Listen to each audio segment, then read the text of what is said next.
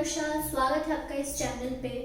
आज हम बात करेंगे अकाउंटिंग पीरियड कॉन्सेप्ट और ड्यूअल एस्पेक्ट कॉन्सेप्ट की। अब ये अगेन ये प्रिंसिपल्स ऑफ अकाउंटिंग कहलाए जाते हैं।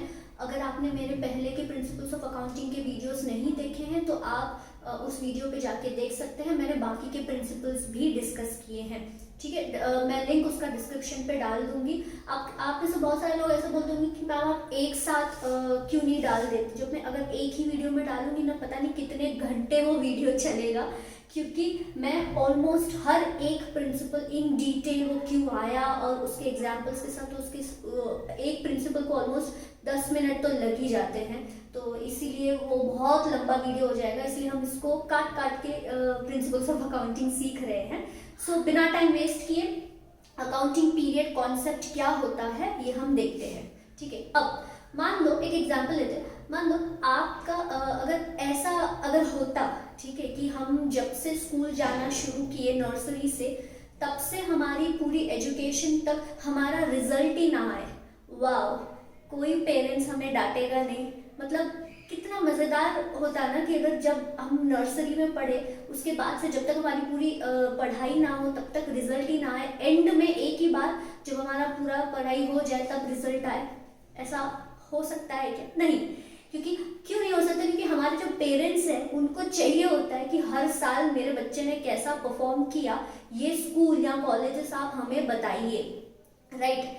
सो वैसे ही अकाउंटिंग पीरियड कॉन्सेप्ट भी इसीलिए आया ताकि बिजनेस का परफॉर्मेंस रेगुलर इंटरवल्स पे बताया जा सके। अब अगर आपको गोइंग कंसर्न प्रिंसिपल याद है तो हमने क्या सीखा था? बिजनेस तो चलता जाता है, राइट। तो अगर मैं ये मानूं कि आज मैंने बिजनेस शुरू किया, पता नहीं कितने हजारों साल बाद अगर मैं उसका अकाउंटिंग करूं, अगर मैं उसकी समरी बनाऊं, तो मुझे कितने सालों बाद पता चलेगा कि मेरे बिजनेस में प्रॉफिट हुआ, लॉस हुआ, मैं अच्छे से बिजनेस कर पा रही थी या नहीं कर पा रही थी, राइट। तो यहाँ अकाउंटिंग पीरियड आता है और अकाउंटिंग पीरियड बोलता है कि आप अपने बिजनेस का इवैल्यूएशन, अपने बिजनेस की समरी मतलब फाइनेंशियल स्टेटमेंट, याद है? अपने बिजनेस की समरी मतलब फाइनेंशियल स्टेटमेंट एक रेगुलर इंटरवल में बनाते जाओ। ये क्यों बनाते जाओ? क्योंकि हमारे बिजनेस में जिन लोगों ने पैसा डाला है, इन्वेस्टर्स बोल लो, या हमारे बिजनेस को जिसने लोन दिया है, बैंक बोल लो, या जिसको हमें टैक्स देना है, गवर्नमेंट बोल लो, इन सारे लोगों को, जिनको हम यूजर्स ऑफ फाइनेंशियल स्टेटमेंट बोलते हैं, प्लस जिन लोगों को मेरे बिजनेस में इन्वेस्ट करना भी है, तो इन सारे लोगों को जानना होता है कि मेरे बिजनेस में क्या चल रहा है, क्या मैंने प्रॉफिट कमाया, लॉस किया, या मेरा बेसिकली परफॉर्मेंस कैसा चल रहा है मेरे बिजनेस का। जैसे पेरेंट्स को अपने बच्चों का चाहिए रहता है, वैसे ही इन यूजर्स ऑफ फाइनेंशियल स्टेटमेंट को पता करना होता है कि बिजनेस में क्या चल रहा है, लॉस है, प्रॉफिट है, अच्छे से धंधा चल रहा है कि नहीं, हमने पैसा डाल के सही किया है कि नहीं। गवर्नमेंट को पता करना होता है कि इसने इस साल अगर प्रॉफिट कमाया तो चलो टैक्स दो, ठीक है। इस वजह से अकाउंटिंग पीरियड कॉन्सेप्ट आया और अकाउंटिंग पीरियड कॉन्सेप्ट ने बोला कि आपका जो इनडेफिनेट लाइफ है बिजनेस का, उसको आप एक पीरियड में कट कर लो और उस पीरियड में उस पीरियड के हर एंड में आपको समरी बनानी है, आपको फाइनेंशियल स्टेटमेंट्स बनाने हैं। मतलब ये सपोज मेरी पूरी लाइफ है, तो हर साल अकाउंटिंग पीरियड नॉर्मली 12 महीनों का होता है, 12 मंथ्स का। सो हर साल मुझे फाइनेंशियल स्टेटमेंट्स बनाने हैं,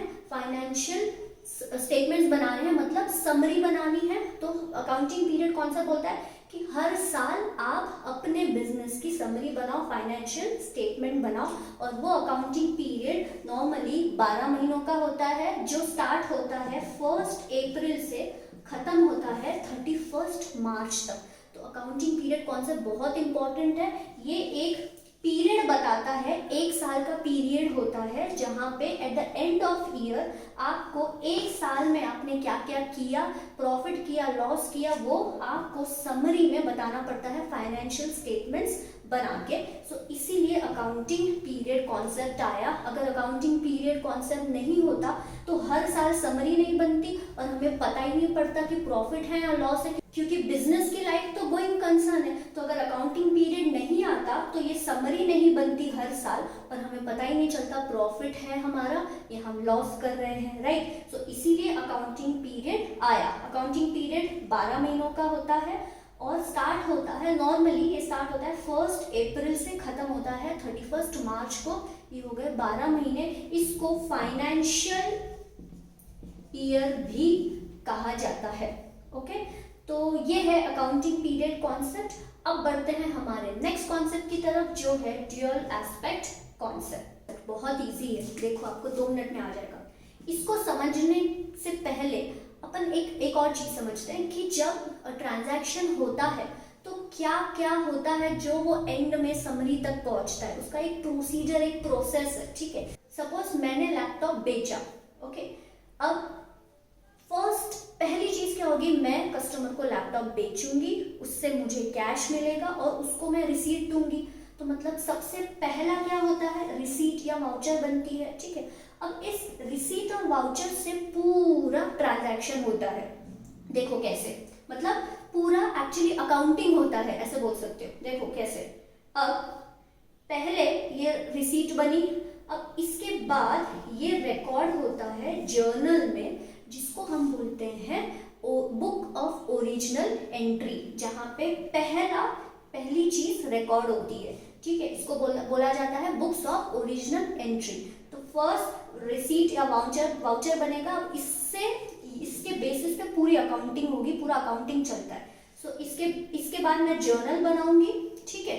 अब इसको एग्जांपल से समझते हैं। मान लो मैंने मेरा जीन्स का बिजनेस है, तो अब मैंने सप्लायर से रॉ मटेरियल खरीदा, ठीक है। अब मैं एक सप्लायर नहीं होगा, राइट। बिजनेस में बहुत सारे सप्लायर्स, बहुत सारे कस्टमर्स होते हैं। तो मैंने जो सप्लायर से रॉ मटेरियल खरीदा, सपोज मैंने ए से खरीदा, ओके, बी से खरीदा, सी से खरीदा और ऐसे जेड तक मैं गई, ठीक है। अब मैंने सपोज, अब जर्नल में क्या होता है ना, क्रोनोलॉजिकल ऑर्डर में डेट वाइज सब लिखा जाता है। सो पहला इससे मैंने जब खरीदा तो मेरे को रिसीट मिला होगा और उसके बाद मैंने जर्नल में, सपोज आज क्या है, सपोज 1 अप्रैल को मैंने खरीदा ए से, इधर ए का नाम आ गया। फिर मैंने 10 अप्रैल को बी से खरीदा, ठीक है। 20 जून को सपोज मैंने सी से खरीदा और ऐसे खरीदते गई। और फिर से 1 जैन को नेक्स्ट ईयर, सपोज ये 2020 है तो ये 2021 को मैंने फिर से ए से खरीदा और फिर 1 मार्च को मैंने फिर से बी से खरीदा, ठीक है।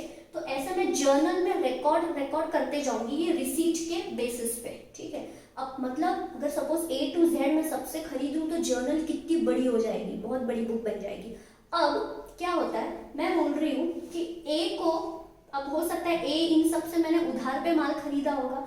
अब मैं बोल रही हूँ अरे ए को मुझे कितना पैसा देना है, मुझे देखना पड़ेगा, राइट। तो अभी अगर मुझे उसको देखना है कितना पैसा देना है, लेन देन क्या हुआ है, मुझे ये जर्नल पूरी पढ़नी पड़ेगी, देखना पड़ेगा, क्योंकि हो सकता है जो ये फर्स्ट पेज पे ए है उसके बाद ए 100 पेज पे होगा, क्योंकि उसके बाद तो मैंने B C D E F G इन लोगों से किया होगा। हो सकता है 100 पेजेस के बाद ए का नाम आएगा तो मैं 100 पेजेस घुमाऊंगी। फिर हो सकता है उसके बाद 1000 पेज पे 1000 जो पेज रहेगा उसके ऊपर ए का फिर से नाम होगा, तो फिर मुझे और पन्ने पलटने पड़ेंगे। ऐसे में तो मेरा पूरा दिन चला जाएगा, मैं धंधा कैसे करूंगी, राइट। सो इसीलिए क्या हुआ, अभी इसको जो ये ए है इसके सारे ट्रांजैक्शंस एक जगह पे लाने पड़ेंगे, राइट। ए से रिलेटेड, बी से रिलेटेड, सी से रिलेटेड सारे ट्रांजैक्शंस मुझे एक जगह पे लाने पड़ेंगे, ताकि अगर मुझे बी का चिट्ठा खोलना है तो मैं सीधा बी वाले इस पे जाऊंगी जहां पे उसके सारे ट्रांजैक्शंस एक साथ लिखे हुए हैं और उसका मैं फिर देखूंगी। तो ये जो एक जगह पे, ठीक है, मुझे ये सारी चीजें लानी है, उसको बोला जाता है लेजर, ठीक है। लेजर में इंडिविजुअल अकाउंट्स बनेंगे, जैसे लेजर में पहला ये जर्नल हो गया, ठीक है। फिर लेजर में ए का अकाउंट बनेगा, बी का अकाउंट बनेगा, सी का अकाउंट बनेगा, डी ई ऐसे। अकाउंट मतलब जैसे आपका बैंक अकाउंट होता है, उसमें सब कुछ रहता है, आपने कितना आपके अकाउंट से पैसा गया, कितना आया, राइट, वो पूरा अकाउंट आपका पूरा रहता है। वैसे ही लेजर के अंदर मैं सारी चीजों का अकाउंट मेंटेन करूंगी, सब कुछ, मेरे कस्टमर्स, मेरे सप्लायर्स, फिर एसेट, लाइबिलिटी, बैंक लोन, सब कुछ जो भी ट्रांजैक्शंस मैं करती हूँ जिसकी एंट्री फर्स्ट जर्नल में आएगी, उन्हीं चीजों का मैं पूरे सब कुछ अकाउंट बनाऊंगी। अगर मुझे कोई नींद में से भी उठा के पूछेगा कि बी से कितने पैसे आने हैं, कितने नहीं आने हैं, कितना देना है क्या, वो मुझे आ जाएगा, क्योंकि मैं क्या करूँगा, मुझे जर्नल पे जाने की जरूरत नहीं है, मैं लेजर में जाऊंगी, ये इस तरह से बी का अकाउंट दिखेगा, बी का अकाउंट खोलूंगी और देखूंगी। अब किधर क्या लिखना है ये सब हम बाद में सीखेंगे, क्योंकि उसके कुछ रूल्स होते हैं। अभी के लिए आप इतना याद रखो, बी का अकाउंट ऐसा बनेगा, इसमें सब कुछ रहेगा कि मुझे टेक्निकली बी से लेने हैं या उसको देने हैं, ठीक है। तो इसको बोलते हैं बीज अकाउंट। ये देखो टी फॉर्मेट में दिख रहा है, इसलिए उसको टी अकाउंट्स भी बोला जाता है, क्योंकि ये टी दिख रहा है, ठीक है। सो इसीलिए अकाउंट्स बनाए गए ताकि हम जर्नल में जाके हर चीज ना देखें, ठीक है। तो पहला जर्नल में होगा, फिर उसका अकाउंट बनेगा।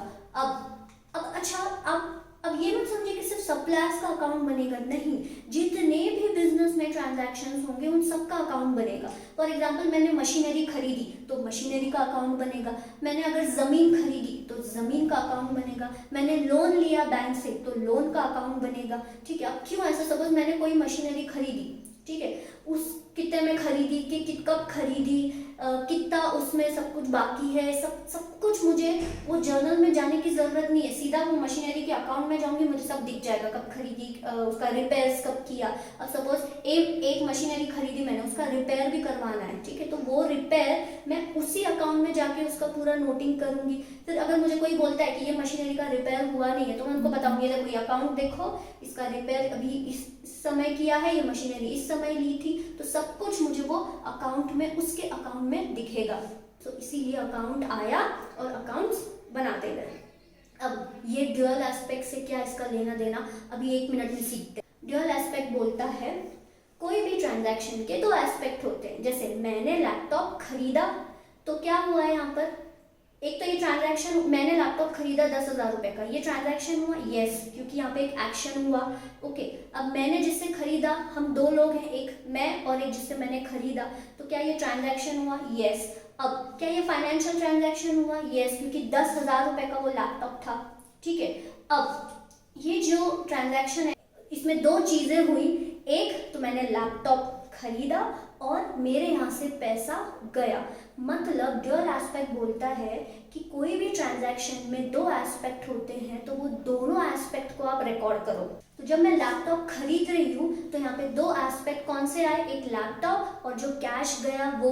तो ड्यूअल कॉन्सेप्ट बोलता है कि आप जो 2 एस्पेक्ट आते हैं दोनों एस्पेक्ट को रिकॉर्ड करना है। अब अकाउंट हमने क्यों सीखा था, अगर मैं लैपटॉप खरीद रही हूँ पैसे दे के, मतलब यहाँ 2 एस्पेक्ट आए, मतलब 2 अकाउंट आए, एक तो लैपटॉप अकाउंट, ठीक है, एक लैपटॉप और ये कैश, तो एक लैपटॉप अकाउंट बनेगा, एक कैश अकाउंट बनेगा। तो ड्यूअल एस्पेक्ट बोलता है ये 2 अकाउंट्स अफेक्ट होंगे तो आपको दोनों अकाउंट की रिकॉर्डिंग करनी है। मतलब ये दोनों अकाउंट में कुछ चेंजेस होंगे जो हम देखेंगे आगे कैसे होते हैं, तो ये दोनों अकाउंट में जो भी चेंजेस होंगे उसका इफेक्ट आपको देना है, बस यही ड्यूअल एस्पेक्ट बोलता है। तो आपको सिर्फ अकाउंट सिखाने के लिए मैंने वो सब कुछ बताया। तो ड्यूअल एस्पेक्ट बोलता है कि जब भी कोई ट्रांजैक्शन होता है उसके 2 एस्पेक्ट होते हैं, मतलब 2 अकाउंट में चेंजेस आएंगे, 2 अकाउंट इफेक्ट होंगे, इसलिए आप दोनों एस्पेक्ट की रिकॉर्डिंग करो, मतलब दोनों अकाउंट की रिकॉर्डिंग करो, दोनों अकाउंट में जो भी चेंजेस आएंगे, जो भी इफेक्ट होगा उसको आपको रिकॉर्ड